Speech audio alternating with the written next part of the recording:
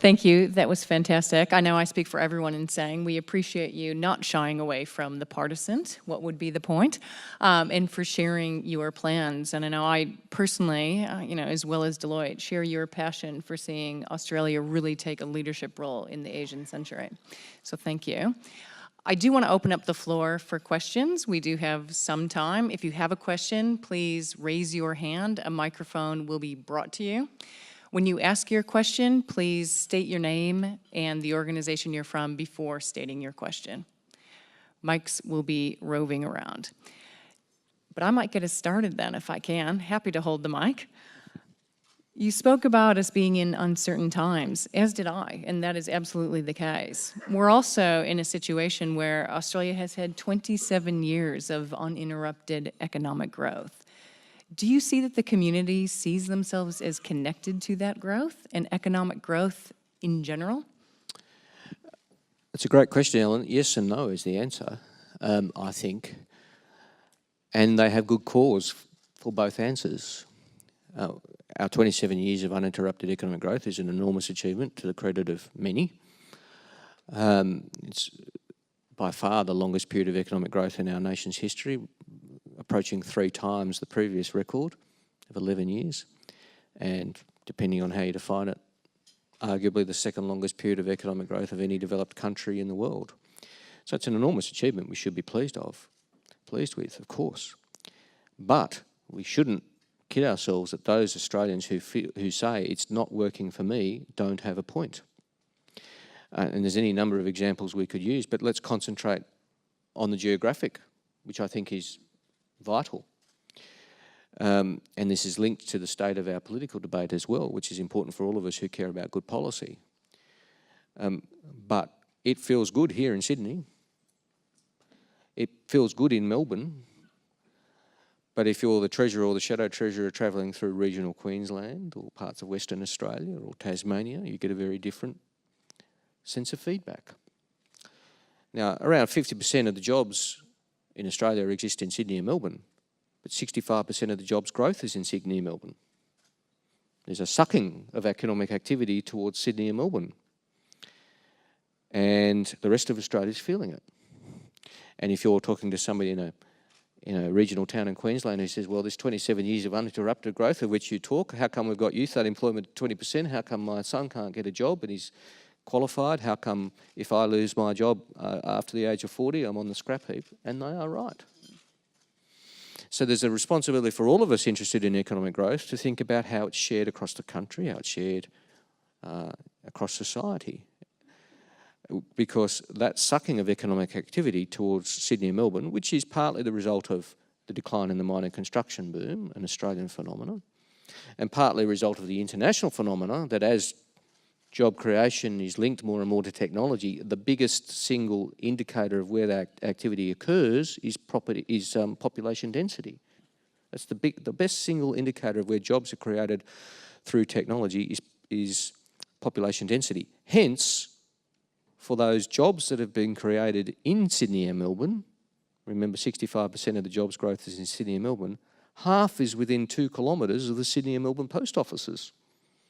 That's an extraordinarily concentrated, when you consider a country of our size, you consider how much is happening. So technology and innovation cannot be about the inner city laneways of Sydney and Melbourne with, great innovators in T-shirts and sneakers doing good things. It's got to be about regional centres. It's got to be about centres that are going through economic change and no longer can call upon mining, construction or manufacturing as they just could. And I'll finish on this point. I know I'm rabbiting on a little. This then interacts with the political debate, not the partisan political debate, but the political debate. I think one of the reasons we have handled as a body politic the situation better than some countries in relation to the rise of populism is the 27 years of uninterrupted economic growth. We don't have the sort of strains on our fabric that Brexit has, for example. But where regions feel they have been left behind and the political elite and the economic elite aren't getting the message, then they will find the nativist, populist, isolationist message more attractive. And they do. And so therefore there's an intersection of the politics and the economics and a responsibility in all of us in the political and economic establishment to get it right and to hear the message from those places and those people. Excellent, thank you. Any questions in the audience? Table 19. Thank you. Welcome, Chris, and thank you very much for your presentation. I'm an Australian of Indian origin, and as you know, very committed, passionate about the relationship between Australia and India. I welcome what you've suggested about strengthening our links with the Indo-Pacific region. But India is probably the most underdone of our relationships anyway, and it's been underdone forever, and it could remain that way forever. So what are your specific plans to make a difference?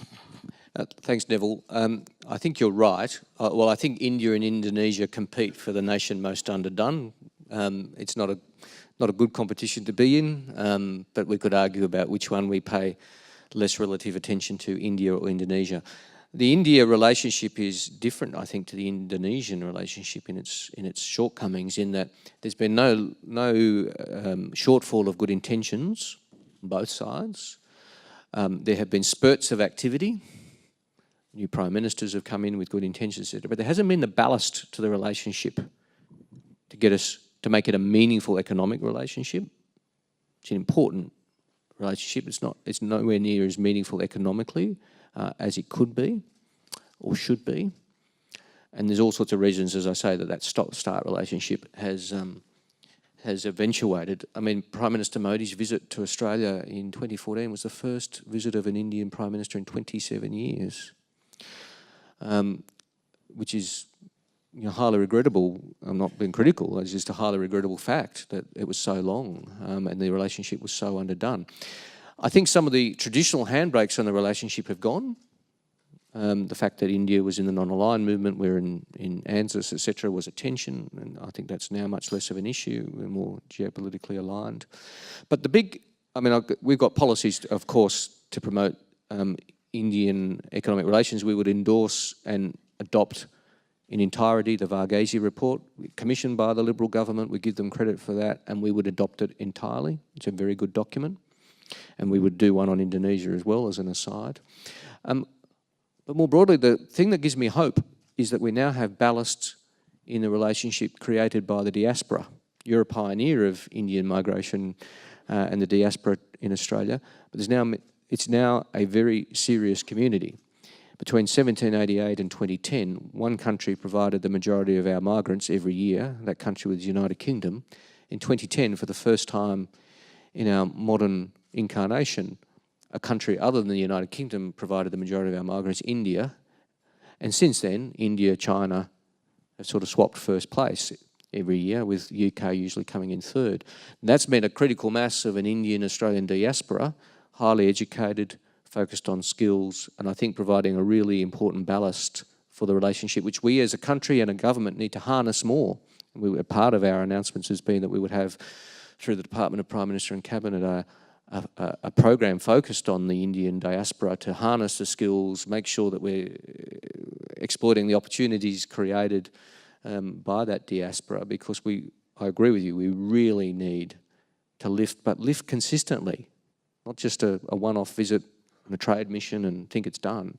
We really need a massive and consistent lift in economic engagement with India, which will be the world's most populous country, will overtake China as the world's most populous country in the next little while, and will be, with its continuing economic growth, a very, very important world economy. Thank you. Other questions? Table 6. It's coming.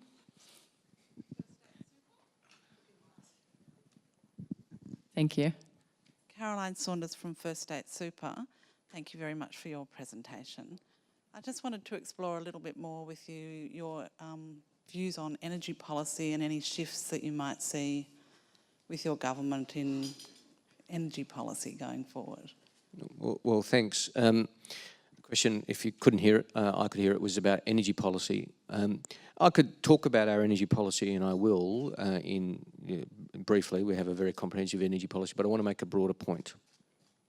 We have one. And I don't mean that flippantly. I mean, We could all of us have views about energy policy, and we could quibble about what the right policy setting is, and where the target should be, and what the framework should be. But I think we could all agree the country should have an energy policy. And I have to say to you, at the moment, we do not. And the reason we need an energy policy is to generate certainty of investment. I mean, energy generation is very expensive. And you cannot or should not invest in it if you don't know the rules. And at the moment, you don't know the rules. Now, that is the problem. Now, I give credit to the government. They've tried on multiple occasions. But on each occasion, the policy has failed not under partisan weight, because we've supported them, under intra-party weight, because the Liberal Party room has collapsed the policy. Talk about whether politics is partisan. Don't worry about partisanship. The Liberal Party hasn't supported its own policy, so the country doesn't have an energy policy. And frankly, I say this seriously, I think it's all too hard for the government of the day, given that.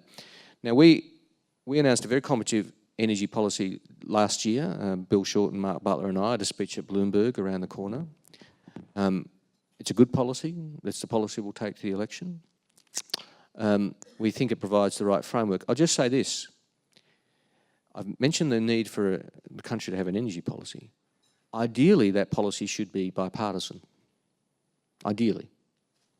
That's why we supported policies that we didn't write or entirely agree with, but we thought it was in the national interest to have bipartisan. So we supported emissions intensity scheme. We gave in principle support to the National Energy Guarantee, even though they weren't our ideal policies. But we thought, well, if we can get that framework so that investors know whoever wins the election, what the policy is.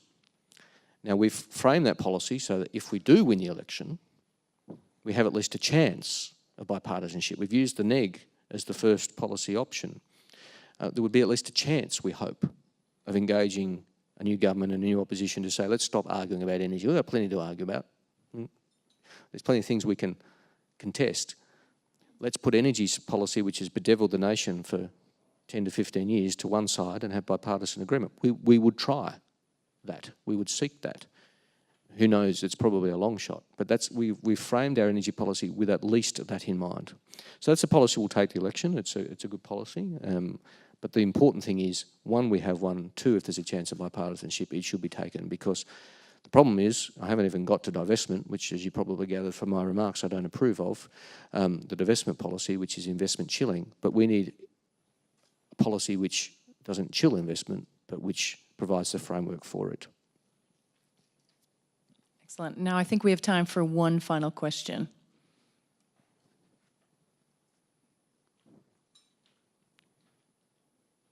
Lucky last, table 6.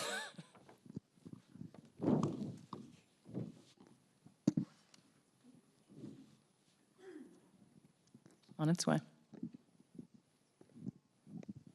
Okay, David Mack from First State Super again. Thank you very much for your words this morning. As a former school teacher, it's very encouraging to hear that languages is going to be a focus. I was just wondering what an incoming Labor government's response would be to the two commission reports that we've had recently, Royal Commission and the Productivity Commission. The Productivity Commission in relation to superannuation? Sure, okay, because there's a few Productivity Commission reports around. Yeah, sure. Well, actually, when I leave here, in a few minutes, I'm on my way to provide Labor's formal and complete response to the Banking Royal Commission, of which we will adopt in detail and completely 75 out of the 76 recommendations. And the 76th recommendation, we have a different way of achieving the Royal Commission's objective, and that 76th recommendation is mortgage broking remuneration structure. All the rest we have adopted. And so, the Royal Commission was a very necessary process, and we're also announcing today a compensation scheme, which we think is appropriate and relevant in the circumstances in relation to some of the harrowing evidence we saw before the Royal Commission. So we'll get on with it. I mean, I would have preferred that we were much further down the road, the Royal Commission had been held 2 years ago. I think we had 2 years of delay, and it would have been in everybody's best interest in the sector and the economy if we'd had the necessary, difficult but necessary clearing process of the Royal Commission to then get on with the policy framework for reasons we'd all understand. Now, in relation to the Productivity Commission, again, it's a big report, and I pay it due respect as a substantial and serious contribution, and there are certainly things in it that that we would agree with and support, and the principles we agree with and support. Fewer accounts, less multiple accounts, less eaten away by fees, etc., and a proper default mechanism taking into account members' best interests. I have expressed, and I'm not the only one, people across superannuation, not not sector specific, not industry, not retail exclusively, have expressed questions / concerns about how the proposed so-called best in show model might work and its competitive impacts. So we've been explicit about that from the day the report was released. Superannuation policy will of course be important to us. Our priorities would be getting on with the implementation of those recommendations. Our priority would be, as I said, dealing with the unacceptable gender retirement income gap. I mean, it should not be in 2019 that so many women retire into poverty. It should not be. Now, our policy isn't the be-all and end-all answer to that, but it's a big step forward to pay superannuation for the first time in paid parental leave. And we call it universal superannuation, but it's not. You earn less than $450 a month, you don't get it. And more Australians are working in jobs, multiple jobs, at less than $450 a month and missing out. And, of course, ensuring that our fee structure and efficiencies are as close to best practice as possible so that the money that goes into superannuation is used for the purpose of providing that dignified retirement.